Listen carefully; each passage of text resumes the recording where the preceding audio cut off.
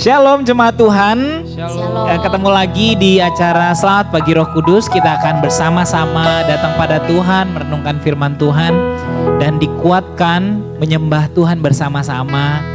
Saya percaya menit pertama kita harusnya kita datang pada Tuhan seperti sekarang ini. Amin. Nah, Bapak Ibu Saudara, saya encourage untuk kita bisa share link saat teduh ini supaya rekan-rekan kita, saudara kita juga bisa ikut saat teduh bersama-sama. Amin. Dan Bapak Ibu Saudara juga bisa menuliskan pokok doa jika Anda ingin gereja Tuhan doakan dan mungkin Anda ingin di follow up lebih lanjut, Anda bisa menulisnya di kolom komentar. Jadi mari kita datang pada Tuhan, kita bawa hati kita kepada Tuhan. Terima kasih Bapa, pagi hari ini kami dibangunkan oleh kasih setiamu Tuhan. Pagi hari ini kami menyadari bahwa sepanjang malam Kau menantikan kami untuk mencurahkan kekuatan-Mu, mencurahkan kasih-Mu bagi setiap kami. Kalau Bapa yang baik, yang selalu ada buat kami, yang selalu pegang tangan kami, yang selalu merindukan bersekutu dengan setiap kami. Kami mau menyanyikan kebesaran-Mu, Engkau Allah yang menyediakan segala yang kami perlu. Kaulah El Shaddai.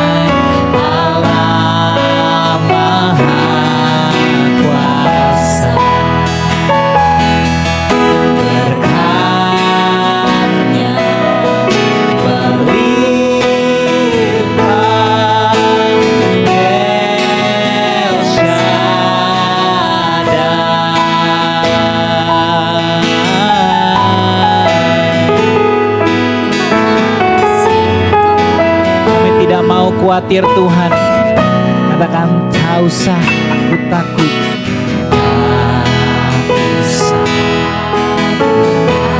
Mari renungkan kebaikannya. Allah menjagaku, tak usah bimbang, sebab Yesus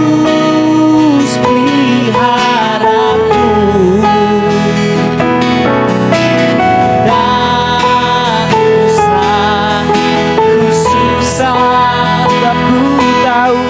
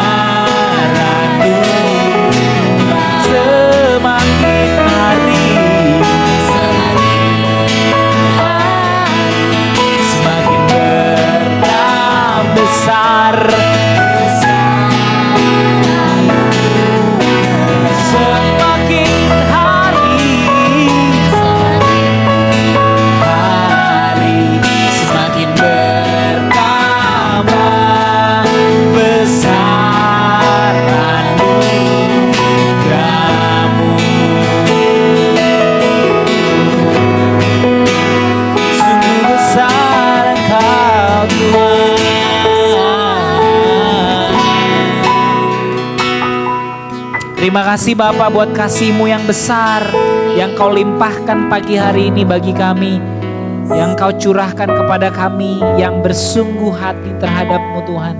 Terima kasih, kami dikuatkan, dibaharui, dan kami menyadari kebesaran kasih-Mu yang melampaui kesalahan, melampaui pelanggaran, melampaui keterbatasan dan kelemahan kami. Kami percaya Bapa, pada pagi hari ini Engkau mau bicara kepada setiap kami. Kami mau mendengar, kami mau duduk diam menikmati kasih dan janji-Mu yang besar. Terima kasih Bapa. Mari berbicara, Roh Kudus meneguhkan, menguatkan, dan melenyapkan ketakutan, menguatkan setiap kami di dalam janji-Mu. Dalam nama Yesus, setiap kita yang percaya dan siap mendengarkan firman Tuhan, sama-sama katakan amin, amin. Jemaat Tuhan, hari ini kita mau belajar mengenai berdoa. Nah, saya mau ambil dari satu cerita, yaitu tentang perumpamaan anak yang hilang di Lukas 15. Di Lukas 15 kita baca sama-sama ya. Lukas 15 ayatnya yang ke-11. Yesus berkata lagi, ada seorang mempunyai 2 anak laki-laki. Kata yang bungsu kepada ayahnya, Bapa, berikanlah kepadaku bagian harta milik kita yang menjadi hakku. Lalu ayahnya membagi-bagikan harta kekayaan itu di antara mereka. Nah, dari sini dimulai ceritanya ketika si bungsu meminta kepada ayahnya. Kita tahu sama-sama bahwa kita adalah anak, betul? Itu sebabnya poin pertama yang kita harus pelajari ketika kita berdoa adalah kita harus tahu bahwa kita adalah anak. Kalau kita adalah anak, maka kita juga adalah ahli waris. Roma 8 ayat 16 dan 17. Itu artinya kita tidak boleh berdoa dengan memohon-mohon seolah Tuhan tergerak oleh doa kita. Karena doa tidak pernah menggerakkan Tuhan, tapi doa memang bertujuan untuk mengubahkan hati kita supaya kita makin percaya kepada Tuhan. Itu sebabnya ketika kita berdoa sebagai seorang budak atau hamba, kita akan merasa bahwa Tuhan harus melihat sesuatu dari kita dan kita menjadi transaksional. Nanti saya akan bahas lebih lanjut, tapi saya mau kembali lagi bahwa si bungsu ini datang kepada bapaknya dan bilang, berikanlah kepadaku bagian harta milik kita yang menjadi hakku. Poin yang pertama yang kita perlu pelajari bahwa si bungsu ini tahu bahwa dia anak. Ya, kita perlu tahu bahwa kita adalah anak. Namun tidak hanya sampai di situ saja. Hanya karena dia tahu bahwa dia anak bukan berarti dia otomatis akan menikmati setiap janji-janji Tuhan. Kenapa? Karena perhatikan, ketika menerima bagian dari ayahnya, si bungsu ayat 13 langsung pergi ke negeri yang jauh. Di sana ia memboroskan harta miliknya dan hidup berfoya-foya. Setelah dihabiskan semuanya, timbullah bencana kelaparan di dalam negeri itu dan ia pun mulai melarat. Lalu ia ingin mengisi perutnya dengan ampas yang menjadi makanan babi itu, tetapi tidak seorang pun yang memberikan kepadanya. Jadi dalam keadaan terpisah dari bapaknya, dia jatuh miskin. Perhatikan, bukan harta yang menjadi sumber kehidupan si bungsu. Bukan, sekalipun dia dapat harta yang menjadi haknya dia, namun dia tidak bisa menikmati dalam jangka waktu yang lama. Kenapa? Karena sumber kehidupan si bungsu adalah di dalam bapaknya, di rumah bapaknya, di dalam hubungan dengan bapaknya. Di dalam hubungan dengan bapaknya. Seringkali anak-anak Tuhan lupa ketika belajar kasih karunia atau belajar firman Tuhan. Dia tahu dia anak, tapi dia gak punya hubungan sama bapaknya. Dia mulai melakukan semuanya secara rutinitas. Sehingga apa? Sehingga di dalam gereja pun dia tidak pernah merasakan kasih Tuhan atau tidak pernah mempunyai pengharapan tentang apa yang dia mau lihat dalam masa depannya.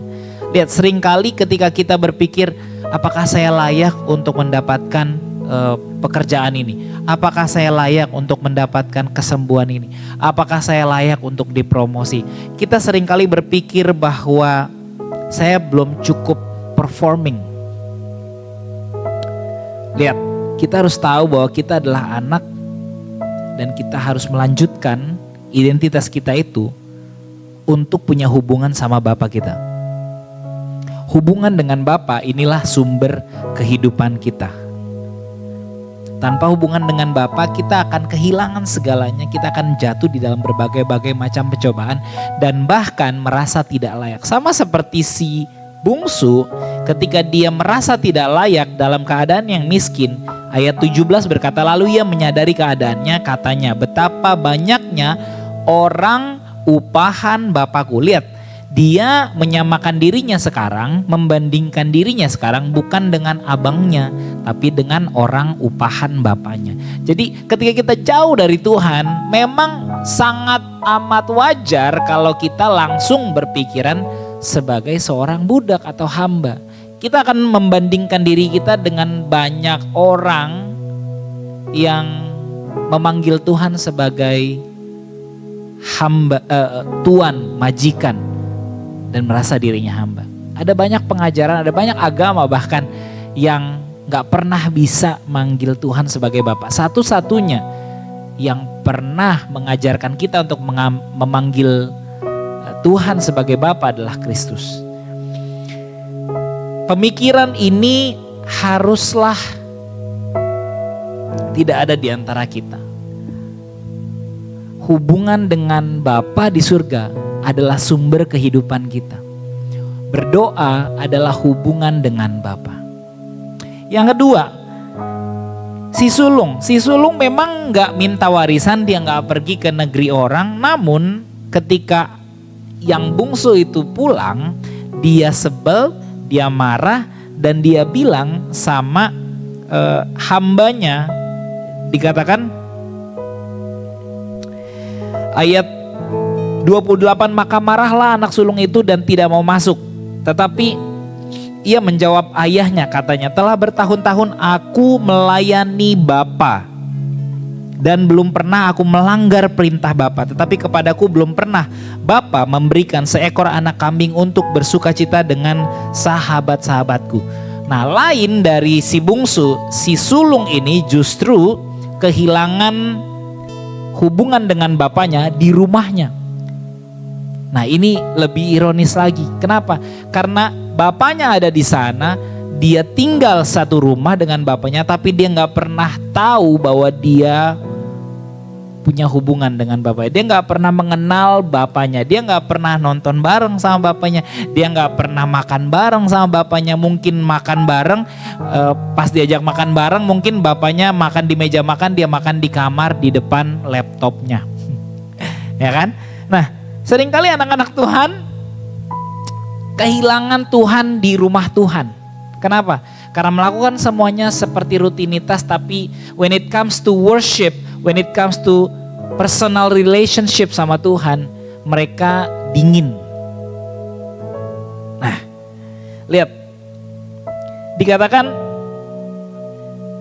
tetapi kepadaku belum pernah Bapa memberikan seekor anak kambing untuk bersukacita dengan sahabat-sahabatku. Kalau kita baca perlahan ayat ini, kita bisa tahu apa yang ada di isi hati si sulung. Kenapa? Karena selama ini yang dia renungkan adalah untuk bersukacita bersama sahabat-sahabatnya.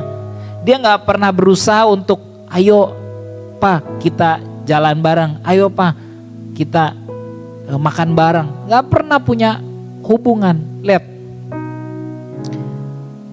si sulung adalah gambaran dari anak-anak Tuhan yang kehilangan Tuhan di rumah Tuhan, kehilangan hubungan dengan Tuhan. Nah, Bapak Ibu Saudara sekalian, saya mau encourage untuk setiap kita, milikilah hubungan sama Tuhan di dalam doa-doa kita. Jangan biarkan doa-doa kita itu menjadi sebuah rutinitas, jangan biarkan saat teduh kita menjadi sebuah syarat. Jangan, menjadi sebuah legalitas. Jangan, karena itu akan sangat membosankan dan menjauhkan kita dari pengenalan akan kuasa kebangkitan Kristus. Paulus berkata, yang kukehendaki ialah mengenal Dia dan kuasa kebangkitannya. Lihat, yang setiap hari kita inginkan adalah mengenal Tuhan, mengenal Tuhan, mengenal Tuhan lebih dalam. Amin. Itu yang membuat kita sanggup menggunakan kuasa kebangkitan. Itu yang membuat kita efektif hidupnya. Itu yang membuat keputusan-keputusan kita sesuai dengan kehendak Tuhan. Berdoa adalah hubungan dengan Tuhan. Mulai dari bersyukur. Coba mulai dari bersyukur dengan hal yang kita miliki. Terima kasih Tuhan buat keluargaku, terima kasih buat pekerjaan ini, terima kasih buat semua yang Engkau telah berikan, buat pemulihan, ya kan? Kamu mulai bersyukur dengan apa yang kamu mau lihat. Bersyukur Tuhan buat pekerjaan yang baru, bersyukur Tuhan buat anak-anakku, bersyukur Tuhan buat masa depan mereka, bersyukur buat apalagi kamu mau lihat apa. Mulai ucapkan syukur. Amin. Karena itu adalah cara untuk kita mengakui hubungan dengan Bapa. Mari kita datang pada Tuhan. Hari ini kami diingatkan Tuhan bahwa Kaulah sumber dari segalanya. Kaulah sumber kebutuhan kami, Kaulah sumber dari kehidupan kami. Terpisah darimu adalah keputusan terburuk dalam hidup kami Tuhan. Itu sebabnya kami mau intim dengan Tuhan. Kami mau memenuhi hari-hari kami dengan merenungkan firman Tuhan. Kami mau belajar diam dan memenuhi jam-jam kami dengan menghafalkan janji Tuhan. Mengingat kasih-Mu dalam hidup kami yang melenyapkan ketakutan, memberikan pengharapan dan menguatkan batin kami. Terima kasih Bapa. Terima kasih Tuhan. Mari Bapak Ibu, kalau ada di antara kita yang mau didoakan, taruh tangan kananmu di dada. Aku berdoa buat setiap yang menaruhkan tangan di dada Tuhan. Aku meneguhkan setiap hati. Aku berdoa hubungan dengan Tuhan dibaharui hari ini. Keintiman dengan Tuhan dibaharui hari ini. Firman Tuhan menjadi hidup lagi di dalam hatimu. Sehingga kamu bisa melihat pengharapan dan bisa bersuka cita di dalam pengharapan yang Tuhan anugerahkan.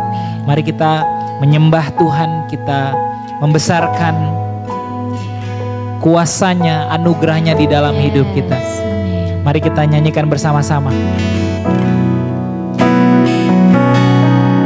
Besar anugerahmu, mari sembah Dia. Melimpah kasih-Mu, semakin hari semakin bertambah. Besar anugerah-Mu, besar anugerah-Mu.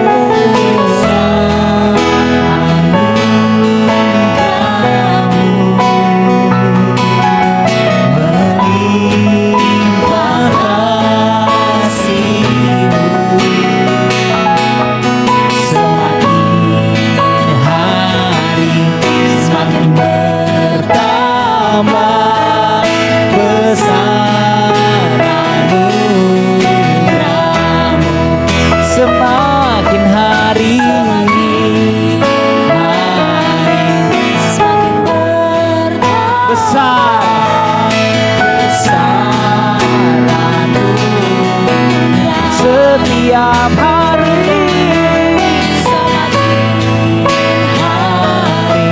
semakin bertambah. Besar anugerah-Mu. Terima kasih Tuhan, terima kasih Bapa. Kami bersyukur, kami dikuatkan, dibaharui, dihibur. Kami mau bersekutu dengan-Mu, merenungkan firman-Mu, mengingat kasih-Mu dalam hidup kami, memenuhi hari-hari kami dengan hubungan dengan Tuhan. Terima kasih Bapa, di dalam nama Tuhan Yesus kami Kami percaya Kau sangat mengasihi kami. Amin. Bapak Ibu Saudara, saat teduh kita sudah selesai. Jangan lupa untuk kirimkan, sekali lagi kirimkan Injil ini, kirimkan video ini supaya banyak orang bisa dikuatkan, dihibur, dan dibangkitkan harapan. Tuhan berkati kita semuanya. Selamat pagi.